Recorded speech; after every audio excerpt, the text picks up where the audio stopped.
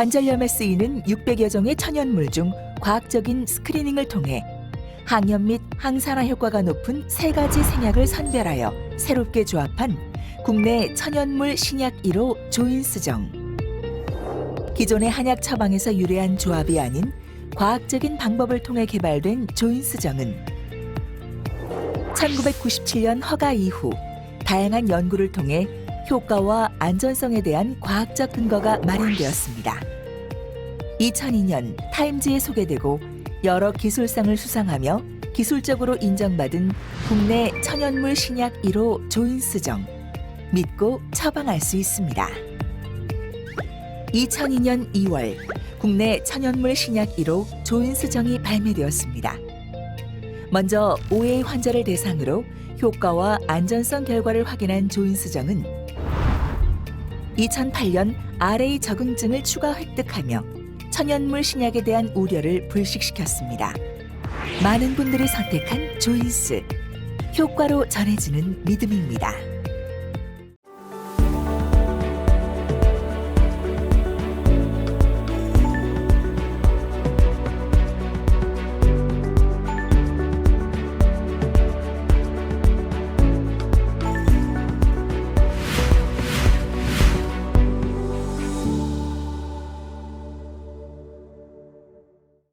네, 안녕하십니까.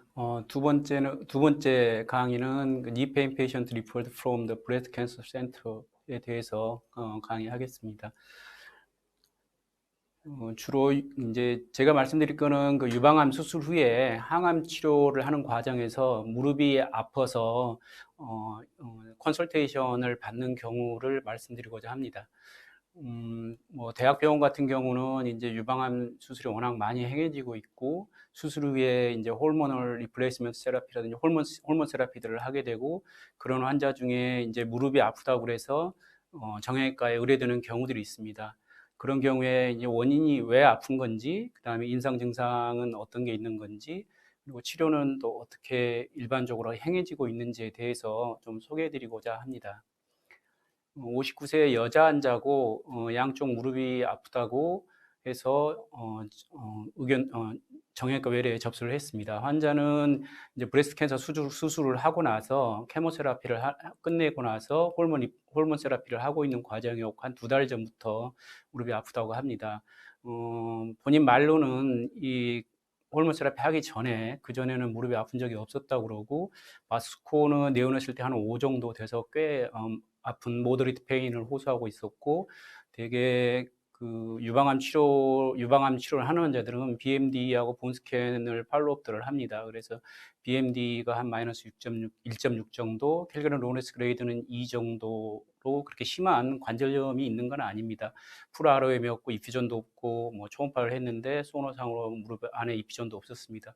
지금 엑스레이에서 보시는 것처럼 아주 마일드한 관절염이 있는 정도이고 환자는 이 유방암의 그 호르몬 세라피를 하기 전에는 무릎 통증이 없었다고 그럽니다.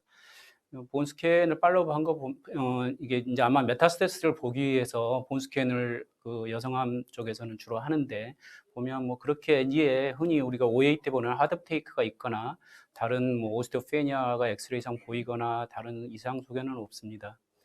되게 브레스트 서전이 이제 리프하는 경우는 되게 호르몬 세라피 하고 나서 항호르몬제를 씁니다. 그런 경우에 되게 경구트를 하게 되고 사용하는 기간이 되게 5년 정도로 굉장히 길고 이게 유방암 발생과 전인전이 등을 예방해 주는 효과가 있다고 해서 아마 거의 모든 병원에서 많이 쓰고 있는 스탠다드 트리트먼트 중에 하나라고 합니다.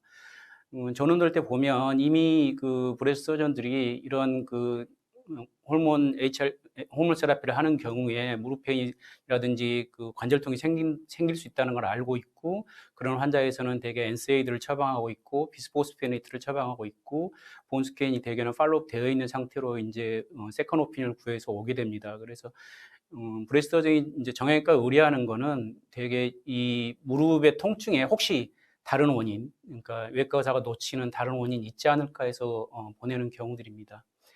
유방암은 굉장히 발생 빈도가 많습니다. 물론 미국이 뭐 뭐 10만 명당 84명 정도로 제일 많기는 하지만 한국도 중국과 일본보다는 많은 편에 속하고요. 이 유방암의 경우에는 장기간 이 케모세라피나 호르몬 세라피를 하는 그런 암이고, 보시면 유방암 환자는 지속적으로 증가되고 있습니다. 그래서 유방암 치료 중에 정형외과 의뢰되는 경우에는 그 근골격계 문제로는 대개 관절통, 근육통, 그다음에 드물게 골절의 경우, 그다음에 이제 전이가 있는 경우에 드물게 병적 골절이 있는 경우도 있고, 상지에서 발생하는 림프 부종 등이 되게 정형외과나 또는 재활학과에 의뢰되는 경우들입니다. 이게 2009년도에 그 헬스 코리아 뉴스라는 데 나온 그 보도 자료인데, 보시면 정형외과에 의뢰되는 전형적인 문제를 기사 내에 포함하고 있습니다. 장기간 약을 복용하고 있고, 이런 환자에서 15 내지 20% 환자에서는 관절 통증과 근육 통증의 부작용이 있고, 극단적으로는 오스테오포로시스 때문에 프랙처가 생기는 리스크가 있다라고 되어 있습니다. 실제 57세 여자 환자고, 마찬가지로 보스 니페인 브레스트 캔서 수술한 후에 바스코 4 정도였고, 2017년도에 보면 뭐 본스캔서 하드테이크가 없습니다. 환자는 점점 통증이 심해져서 바스코 5 정도 되고, 이때 보면 약간 업테이크가 증가되어 있는 걸 볼 수 있고, 이때 아로마테이 이니비터라는 그 치료제를 사용 중이었습니다.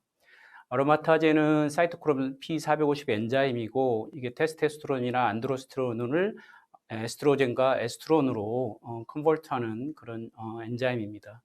되게 이제 프리메노포설 때는 오버리에서 주로 생성이 되고, 포스트 메노포설 폐경기 이후에는 그 페리페럴 티슈, 특히 아디포스 티슈에서 주로 생성이 되고, 이 아로마타제는 플라센타, 그다음에 너브에도 있고 본 머슬, 테스티스 이런 데에 존재한다고 합니다.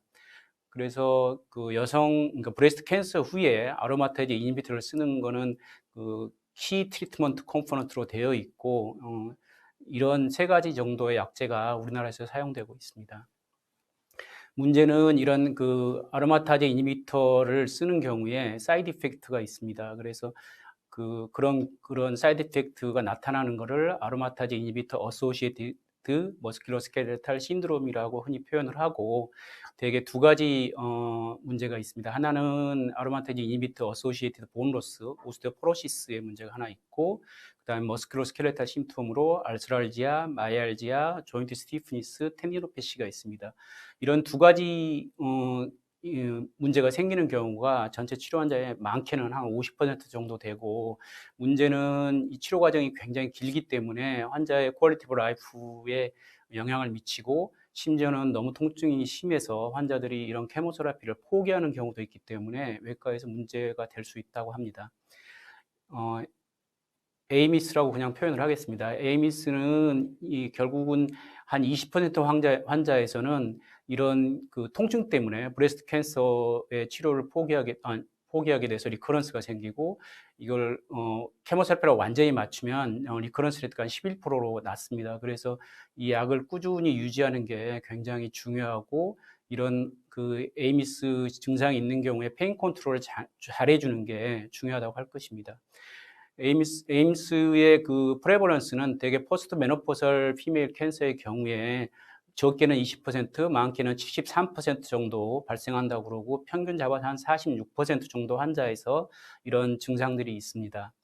알스랄지아만, 오스테오포로시스 제외하고 알스랄지아만 봐도 이런 그 아로마타제 이니비터를 쓰는 경우에는 한 30%, 적게는 한 16%에서 보고되고 있고요. 특징적으로 아로마타제 이니비터를 쓰는 환자에서 이 알스랄지아가 타목시펜이라는 약제를 쓰는 환자보다 훨씬 많이 발생한다고 해서, 되게 아로마타제 이니비터를 쓰다가 혹시 이런 통증이 너무 심하면 타목시펜으로 전환하는 경우도 있고, 타목시펜이 그러면 알스랄지아 전혀 없냐? 그건 아니지만 상대적으로 좀 더 빈도가 적어서 쓰는 약이라고 그럽니다. 그럼 왜 이런 아로마타제 이니비터를 쓰는 경우에 조인트 페인이 생기는지, 그거는 정확히 알려진 바는 사실은 없습니다. 하지만 되게 에스트로겐 레벨이 높으면 그 페인 스티뮬에 대한 그 스트레스홀드가 이렇게 굉장히 많이 올라가 있는데 에스트로겐 디플레이션이 생기면 스트레스가 낮아지는 거 아니냐라는 얘기도 있고, 그거보다는 절대적인 양보다는 아로마타제 이니비터를 쓰면서 에스트로겐 레벨이 급격히 떨어지기 때문에 그래서 증상이 생기는 거 아니냐 하는 의견 얘기도 있습니다. 또 그 에스트로겐은 인플라마토리 사이토카인 프로덕션을 서프레션하는 역할을 하는데, 아로마테이 인히비터를 쓰면 이런 서프레션하는 역할이 떨어지게 되고, 그로 인해서 인플라메이션이 생겨서 조인트 페인이 생기는 거 아니냐는 의견도 있고, 특히 이제 포스트 메노포설 우먼 신드롬에서 폐경기 증후군에서 보면 대개 인터로킨 1이나 TNF 알파가 증가되어 있는 것을 볼 수 있습니다.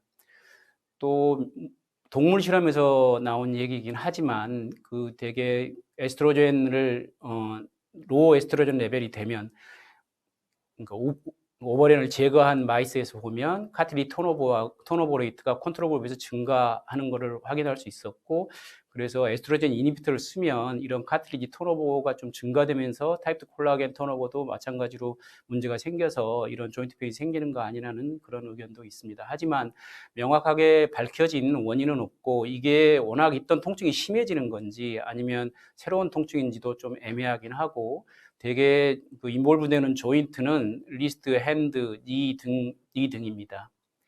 데피니션은 메이저 크라이테리아는 이렇고 마이너 크라이테리아는 이렇습니다. 되게 뭐 에스트로겐 이미터를 써서 통증이 생기고 끊으면 좋아지고 다시 쓰면 생기고 하는 게 메이저 크라이테리아고, 나머지는 보시는 것처럼 거의 RA 때 크라이테리아하고 유사한 점들이 있습니다. 리스크 팩터는 BMI가 높은 환자, 호르몬 세라피를 했던 환자, 케모세라피를 했던 환자, 그 다음에 베이스라인 알스랄제나 오해가 있던 환자에서 더 리스크가 있고, 특징적으로 센트럴보다는 페리페럴 조인트, 디스탈 조인트에 더 많이 발생하고 통증도 더 심하다는 그런 특징이 있습니다. 대개 한 3개월 정도, 2개월에서 3개월 정도 그 AI 인히비터를 쓰고 나서 통증이 생기는 게 일반적이고, 3개월 정도의 통증이 생기는 환자들이 오히려 이런 브레스트 캔서 리커런스는 낮다고 되어 있습니다. AI 이니비터를 쓰는 경우에 이런 조인트 페인이 AI 이니비터 때문이라고 믿는 경우는 한 46% 정도 되고, 되게 증상이 생기고 한 7일 정도는 굉장히 심한 통증이 있고, 통증의 정도는 한 67% 정도에서 모더레이트 투 시비어 페인을 호소합니다.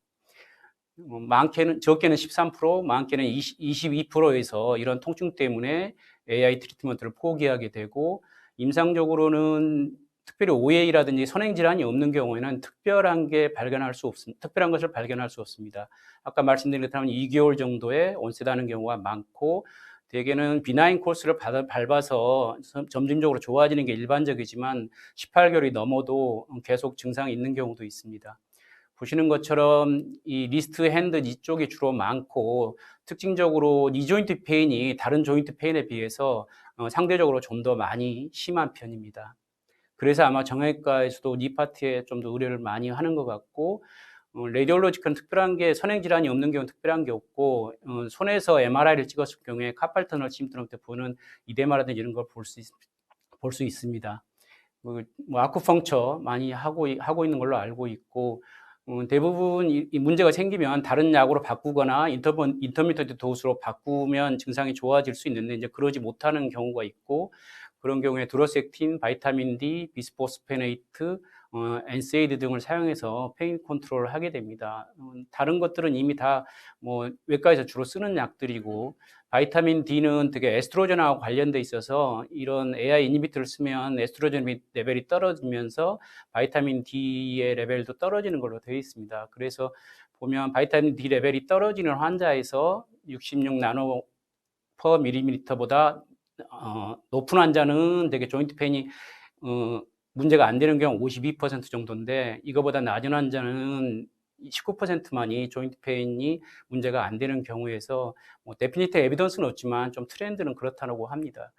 근데 치료는 사실은 현재까지는 유니버셜하게 받아지는 그 치료 방침은 없고요.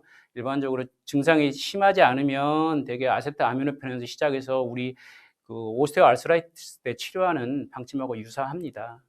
대개는 임상에서 실제로 많이 쓰는 거는 콕스틱 인히비터를 많이 쓰는 걸로 알고 있고, 되게 정형외과에 의뢰될 때도 이미 콕스틱 인히비터들을 많이 쓴 상태에서 의뢰됩니다. 되게 아로마테이즈 인히비터 세라피를 하는 경우에 한 반수 정도 환자에서 조인트 페인을 호소하고, 이게 엔티캔서 메디케이션을 중단해야 될 정도로 심한 통증이 되는 경우도 있기 때문에 관심이 필요하고, 원인을 정확히 아직은 모르지만 페인 컨트롤은 필요하고, 정형외과 의사 입장에서는 환자가 알스랄지아 이런 AI 인히비터를 쓰는 환자가 의뢰됐을 때 알스랄지아를 호소하면 혹시 다른 원인이 있는지 꼭 찾아볼 필요가 있고, 아로마틱 인히비터로 인한 알스랄지아가 있을 수 있다는 거를 염두에 두시면 될 것 같습니다. 되게 정형외과에 이제 의뢰될 때, 이제 외과에서 의뢰되지 않고 뭐 다른 병원에서 의뢰될 때 제일 많이 붙여오는 진단명 중에 하나가 콘드로말라시아입니다. 근데 사실은 이제 명확한 원인을 못 찾으니까 그렇게 진단명을 붙여서 오는 경우들인데, 정형외과 선생님들의 관심도 좀 필요할 것 같습니다. 이상 마치도록 하겠습니다. 감사합니다. 관절염에 쓰이는 600여 종의 천연물 중 과학적인 스크리닝을 통해 항염 및 항산화 효과가 높은 3가지 생약을 선별하여 새롭게 조합한 국내 천연물 신약 1호 조인스정. 기존의 한약 처방에서 유래한 조합이 아닌 과학적인 방법을 통해 개발된 조인스정은 1997년 허가 이후 다양한 연구를 통해 효과와 안전성에 대한 과학적 근거가 마련되었습니다. 2002년 타임즈에 소개되고 여러 기술상을 수상하며 기술적으로 인정받은 국내 천연물 신약 1호 조인스정. 믿고 처방할 수 있습니다. 2002년 2월 국내 천연물 신약 1호 조인스정이 발매되었습니다. 먼저 OA 환자를 대상으로 효과와 안전성 결과를 확인한 조인스정은 2008년 RA 적응증을 추가 획득하며 천연물 신약에 대한 우려를 불식시켰습니다. 많은 분들이 선택한 조인스. 효과로 전해지는 믿음입니다.